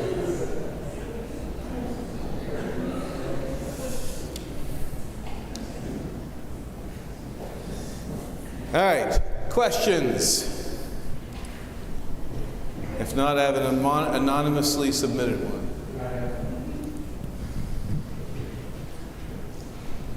All right. I loved your analogy with the scuba to find your direction. You went over orientation pretty quick here. Help give in a daily basis. Fasting is great on a certain cycles, but on a daily basis, how do we get reoriented? So how we get reoriented is the question. And this is the interesting interplay between all these attitudes, which are really, if you think about it, an attitude it's a decision you make to do things in a certain way. Okay? So, and they get us to a certain point. I'm suggesting that with all the chaos in the world, if we do these, then the things that we know as Orthodox Christians need to do, the prayer, fasting, almsgiving, we'll get there. This is where we're getting tripped up, because all this stuff over here, we don't do this, and we're all over the place. We're double-minded and all the rest. Prayer, fasting, and almsgiving all will orient us when we do them. And we do them aware of what we're doing. Not just muttering prayers, but when we really do them mindfully. But I don't have to, I don't want to say this carefully. I can choose my orientation even before I know I've arrived. All right? My brother has a boat. He lives in a boat and he sails his boat. And 1 or 2 degrees difference in course takes you to a very different place when you've been traveling for a while. So it doesn't take much effort to say, well, instead of going course heading, 045, I'm going to go 047, whatever. The decision to do it, and the decision to be oriented, in this case, oriented on Christ. My goal is that I want to get to a life more aligned with His, which, by the way, may or may not feel that way. See, we live in a very this whole chaotic world. One of its solutions is to go with your feelings. So you watch commercials about what you feel. But that's one of the big traps. Every time I exercise, my wife says, "How was your workout?" And every time my answer is the same. Awful. I'd rather sit and eat donuts and watch TV. Thank you very much.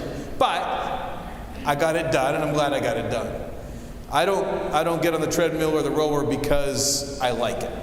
I do it because I have an orientation, and I want to get there. Part of the orientation is I want my body to last a little longer, and I want to take better care of it.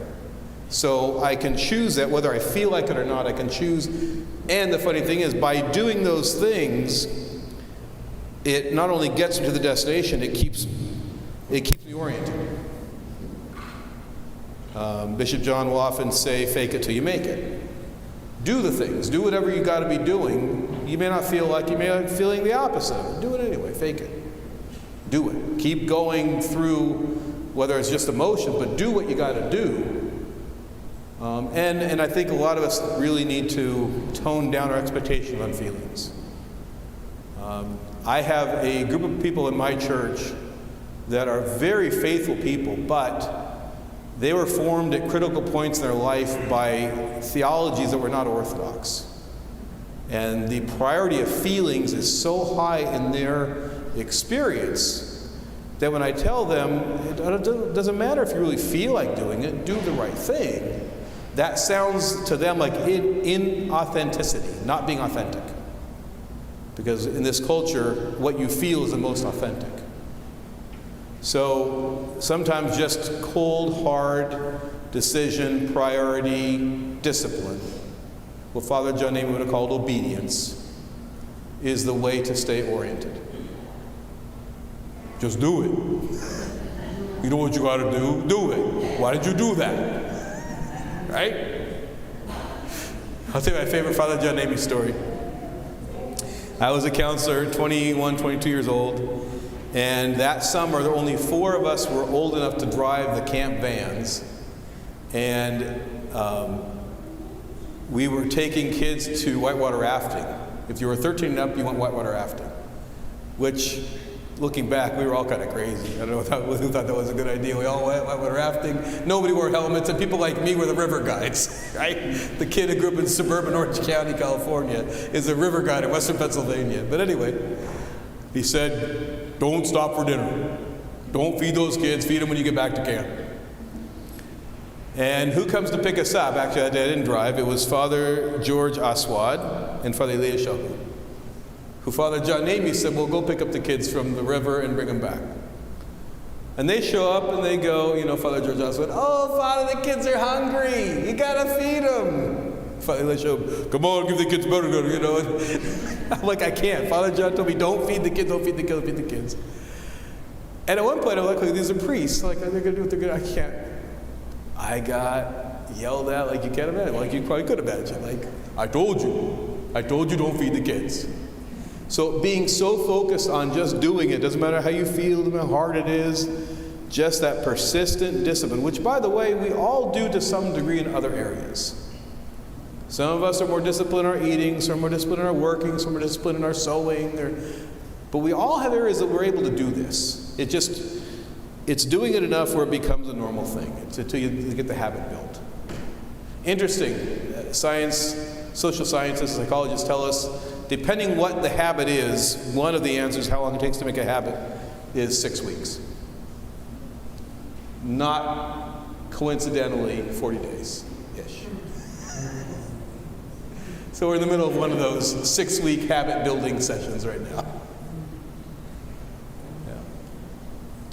Yes, Christy. Okay, my question is that for me to do all of these things, like the phone is a real struggle. As I was listening, I was like, oh my gosh, it's hard to be oriented. When you get this surprise, like you got this morning, you woke up, you went oriented one way, and all of a sudden there's a child victim, and you're like, oh my gosh, and you just feel alarmed. I have my own struggles with this, but I also have a 16-year-old that I'm watching struggle, and so I just want, I'm thinking of that warning on the airplane, take care of my own face mask first. Yep. I just have real struggles with, do I focus on just me, or I have to balance to focus on me and him, and he's 16, and when do I just say, you got to do this? It's both, but if he doesn't see you do it, your words are meaningless. Now, he might decide on his own, because of whatever, I'm going to make the difference. He might. But if you want to have the influence, your words are far and away second to what you do. So, a lot of us have struggled with this whole phone thing. Let's do it really quickly. If we're being realistic about our struggles, this is going to be hard. All right?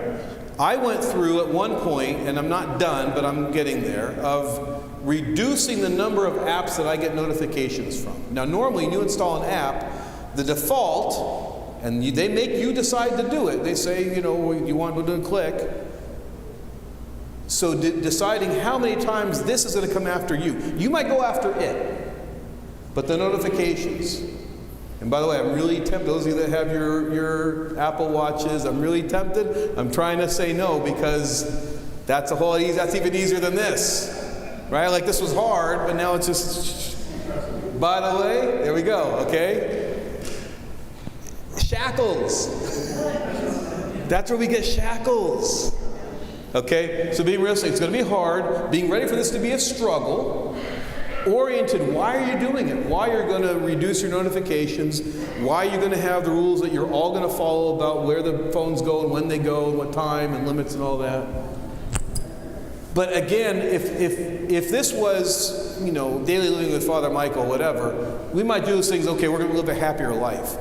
All of this gets us to more often, more regular, more deeply, the prayer, fasting, and almsgiving. So you got to be oriented not on getting rid of the phone or reducing the phone, oriented on Christ and saying, where does the phone go? It doesn't go with you when you go to pray. It doesn't go with you to church. Why do phones keep going off in church? Because people are bringing them into church. Now, again, if you're a doctor, you're on call, whatever. But, so going through all these things and saying, how do I deal with that one issue? And we all should do this. And by the way, I would suggest, think about one either issue, relationship, situation, concern, one thing in your life that's going on now, and run it through this and say, if I'm going to be realistic about whatever that thing happens to be, and my desire to get out of a chaotic way of living and into a Christ-centered way of living, if I'm going to go through these things and change my attitudes, how do I do it with that thing? One of the sayings of St. Anthony is he says that people who work in iron decide first what they're going to build. You can't make nails and pots and farm instruments all at the same. You got to pick which. So picking what we're going to work on is not a bad thing. Again, think about how this impacts us. Chaotic world. We've got a spiritual life which tends to be chaotic in our spiritual life, and so we try to do everything at once. So saying, all right, let me work on this one thing. Let me try to right size this thing and how it interacts with my life, and let me run it through some of this. But to get back to your original question, I think the example is much more powerful than the words are going to be.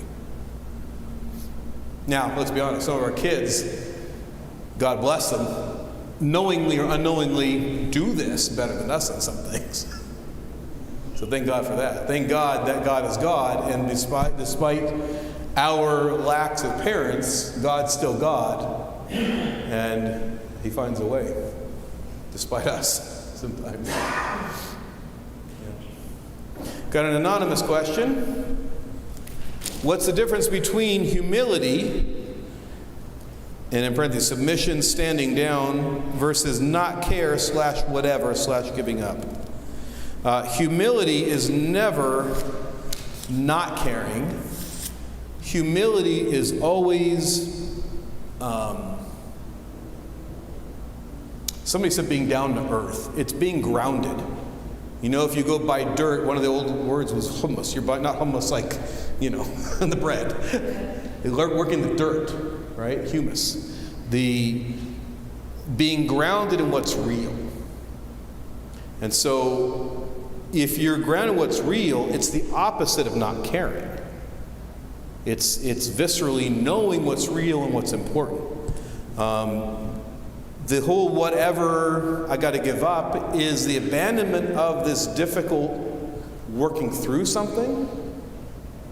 But again, if we're trying to be oriented on Christ, if this is not about what I can do with my strength, but doing these things so that I can remember who I am in Him, then I can be humble. I could be submissive, but not weak. I could be kind, but not enabling. I can be loving. But humility is not actual weakness. It just can feel like weakness. And that's where we have to really understand the truth of things. Yes? The difference between humility and love? I would say, at the top of my head, humility is a necessary part of love.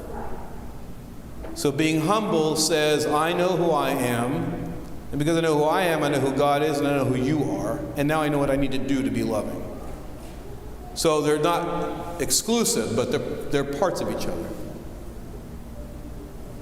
Because loving is, again, not the feeling. It's not I feel warm fuzzies about you. That's our icon of love. He wasn't in Gethsemane going, oh, this is going to be great. No. So being humbled to be on the ground, to firmly root on the ground and go, this is where things really are. It's where I am, it's where God is, where they are. Now I know what I got to do. And God's going to give me the strength because I don't have it for myself. To help? Close? How does one best tell the difference between abuse and humility? Because it seems like that runs a very fine line.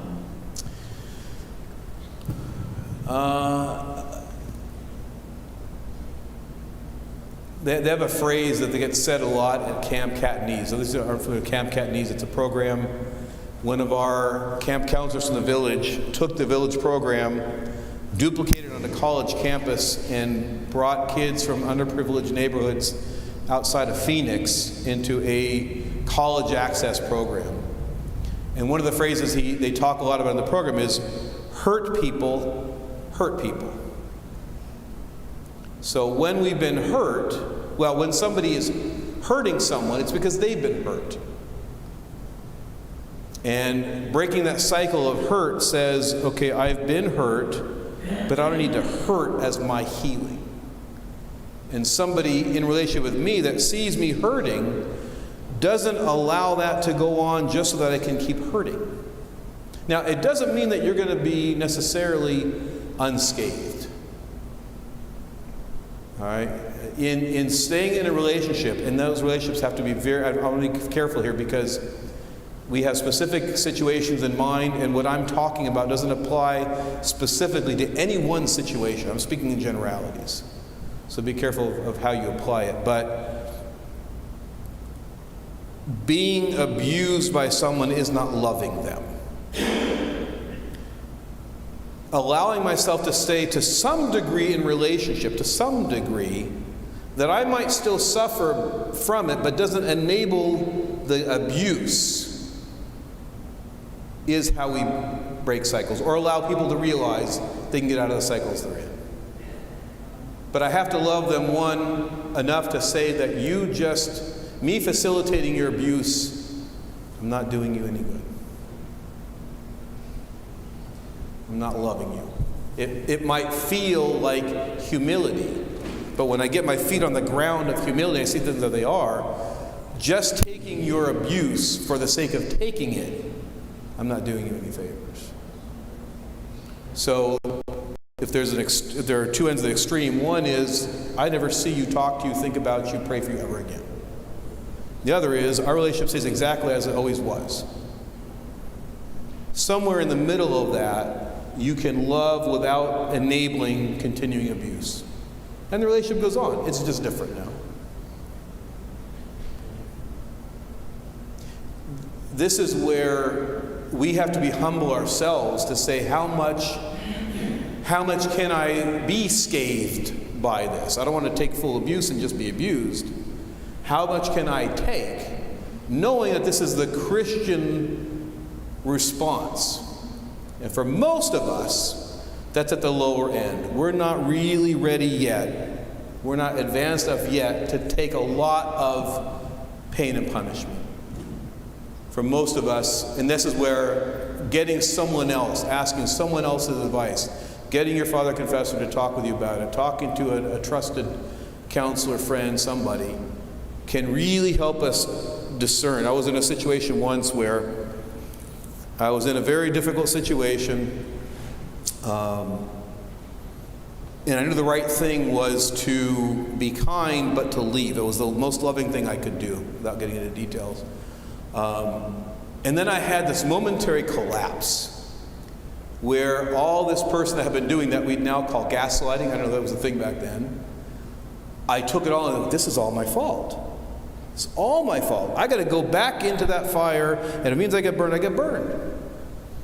And I wasn't saying it that clearly, but that was my attitude. And Vicky said, my wife said to me, "What are you talking about?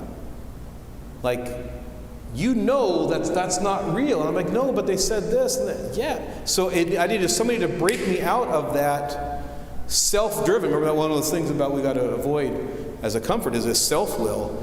Listen to someone else and ask them. Get someone you trust that's objective. They love you, but they're objective to say, is this a good thing for them and for me? And most times we're going to learn that we're not necessarily helping by just staying in the relationship as it was.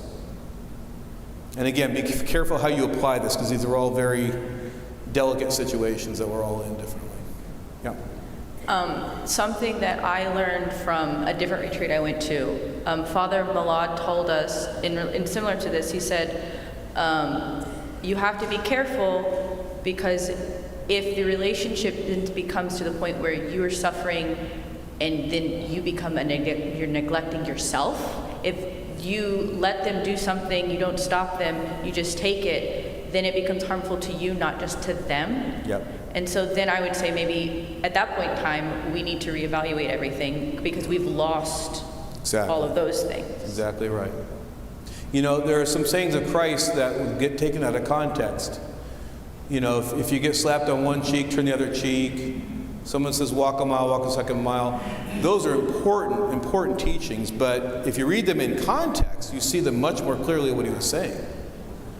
And if I allow myself to be slapped, and I say to myself, well, it's a good thing, and I turn the other cheek, and Jesus told me to do it, and I'm not reading everything he said before and after, I'm really making it about me.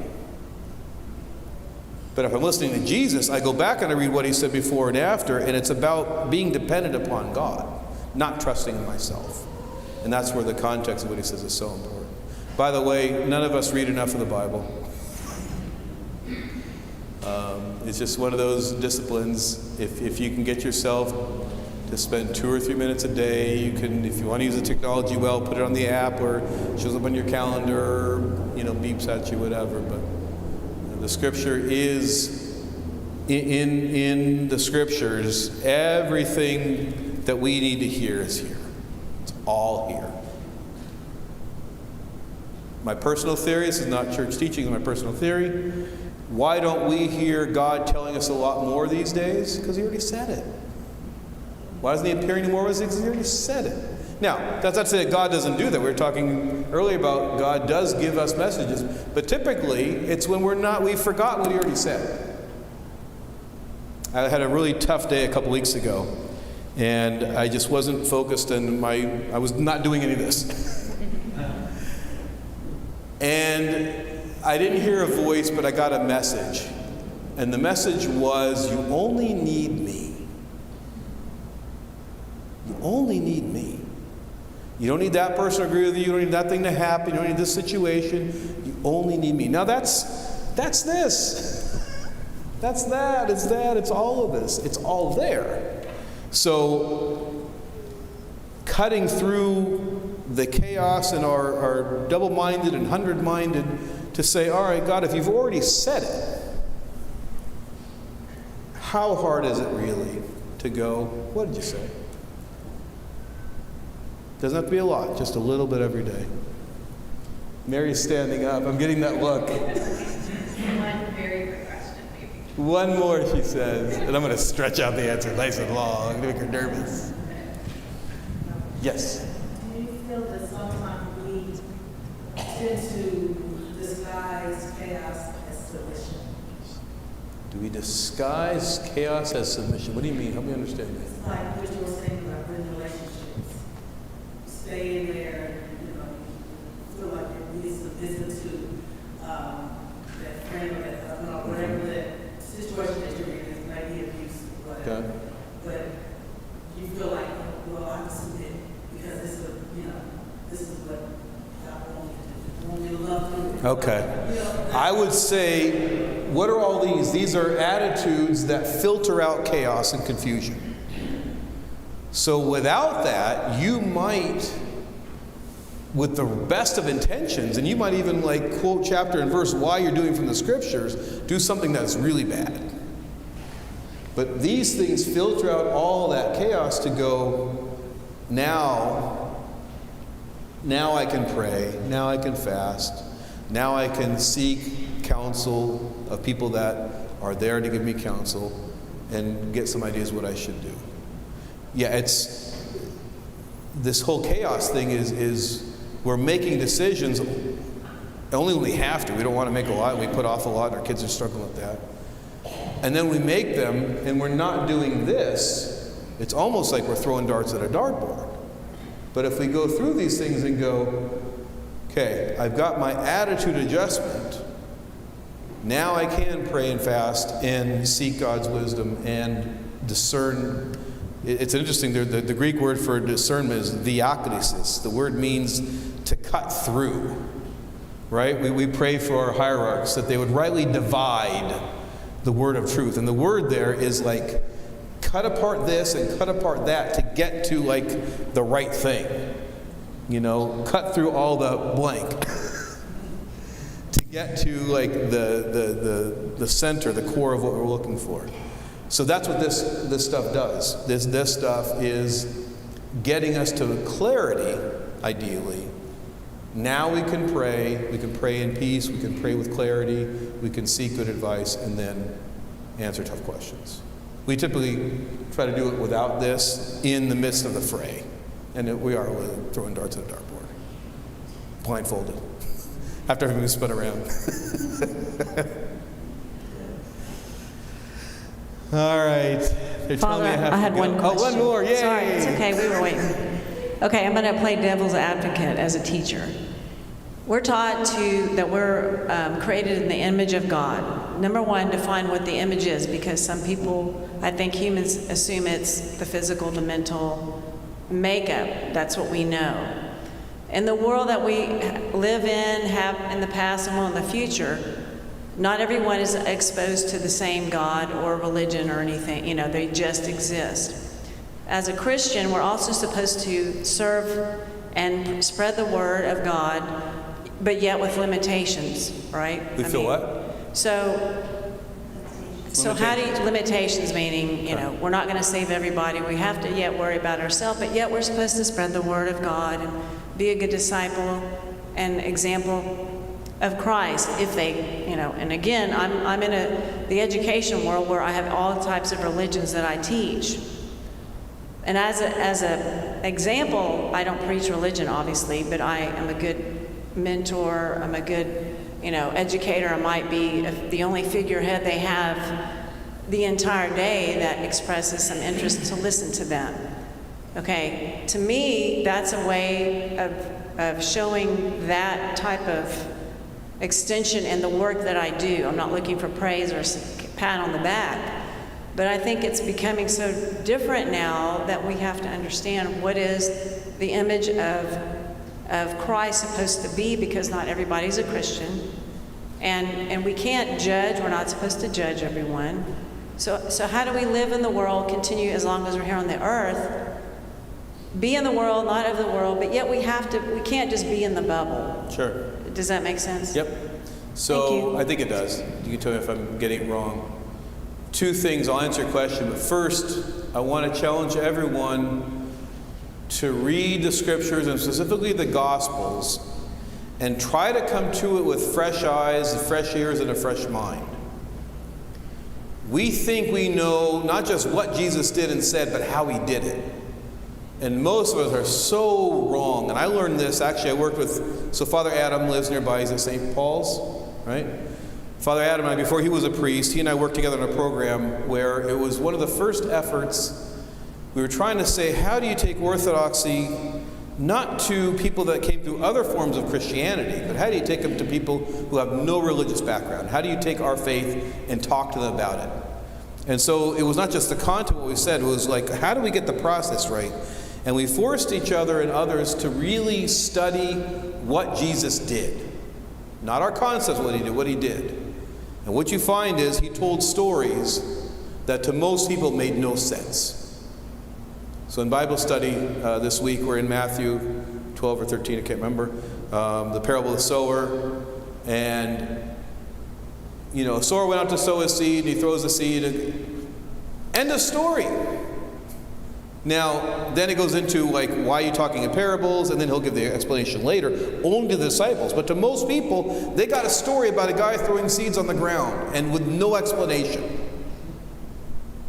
And then he'd go and sit with people, and as far as we know, didn't teach. He had dinner. He talked. His love was much more expressed in action and in proximity. He was with the tax collectors. He ate with them, even though people were going to accuse him of being one of them and doing what they were doing. So he loved them by being with them.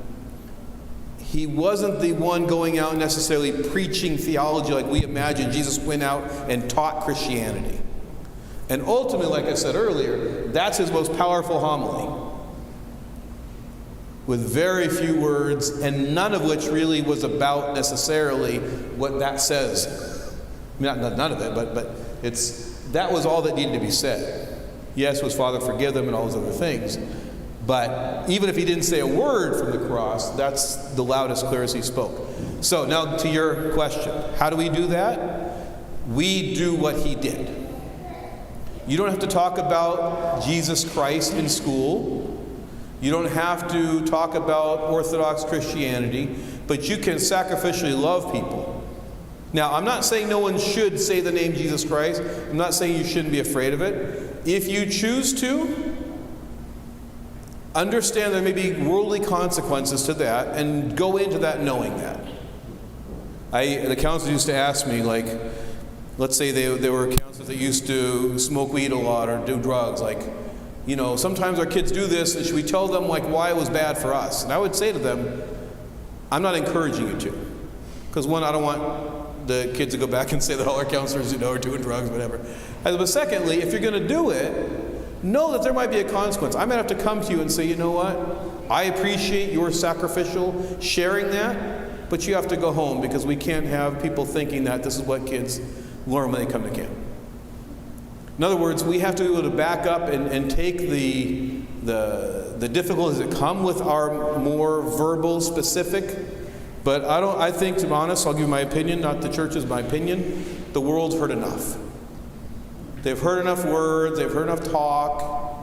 They get it on 300 channels on Sirius and 500 on cable and unlimited on the internet and talk. But I think people are starving for action. They're starving to have that be enfleshed to them. That was God enfleshing himself, incarnating himself, showing us his love for us. And what's the church? The body of Christ. But I think the church, I think the world is starving to see in us an incarnation of that which is an incarnation from his Father. So we can bring Christ to people without saying a word. And it's no less authentic than what Jesus did. When it's time to speak, he said that the Spirit would give us prompting. We have time to speak, and don't worry about that. It'll be given to you at that time. But to go and be in those places and love those people as we can and as they are. And now I'm ready to go, because I can feel her blood pressure rising. I can feel it from here.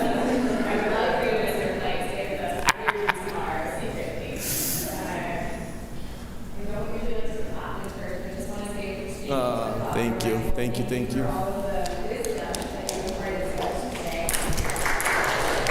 you. Okay.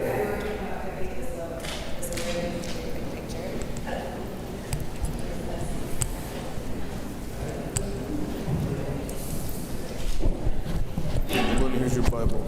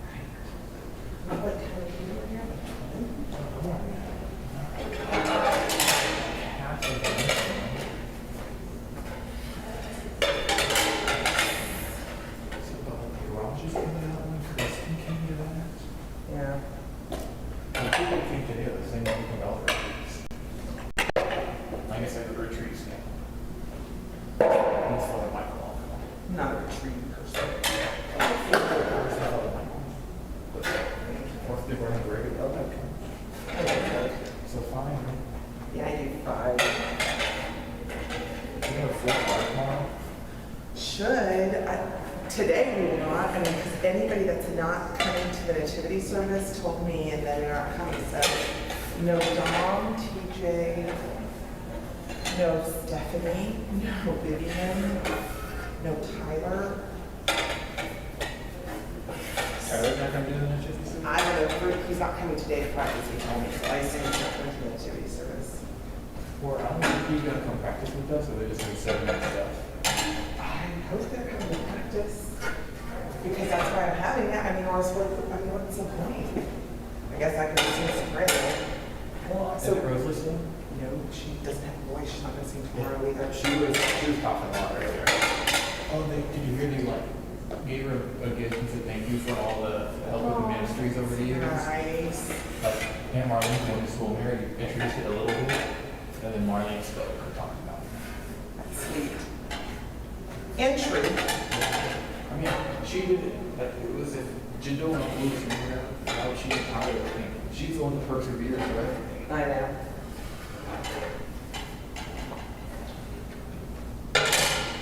This is great. Because this now, I mean, you know that this takes so much time off of my morning. Because I have to be here before, I feel like I have to be here before Madden starts to do this. Oh, I do their math. You do? Well, I forgot to tell you this to be here, but last time I think I got here at 8:45. maybe. Well, then let's put this one. Well, this one I'm gonna put down there, but she, Rosy's not gonna sing, so maybe we'll put this in the front row. Or let's put it in this row with the 6, because there's normally 9 people that. Yeah, I never know where Elena's going to end up. Huh? I never know where Elena's going to end up standing. And then all the little kids crowding on Cassidy. So really, Cassidy has 2 stands, one for her and one for little children. Yeah, that's true.